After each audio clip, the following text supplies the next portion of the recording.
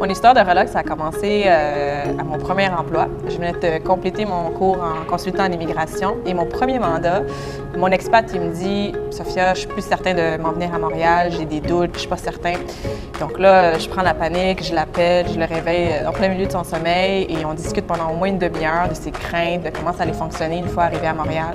Je le rassure que je vais l'accompagner, puis finalement, il me dit « Bon, ben parfait, je prends l'avion. » Quelques jours plus tard, je suis à l'aéroport avec ma pancarte, puis il débarque avec le gros sourire. Puis je me suis dit, wow, j'ai accompli ma mission, mais aussi j'ai trouvé ma voie. Vraiment, c'est là où ça a commencé. Mon histoire de relocalisation est différente. Ça a commencé par un parcours professionnel très éclaté où j'ai été amenée moi-même à être expatriée plusieurs fois. Et lors de la dernière expatriation qui a eu lieu avec les jeunes enfants, ça a été un petit peu plus difficile.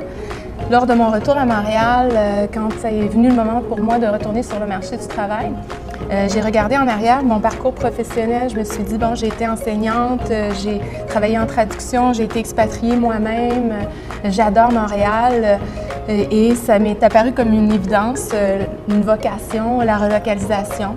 Donc, je me suis lancée dans l'aventure. Puis, heureusement, nos deux histoires d'expatriation se sont rencontrées.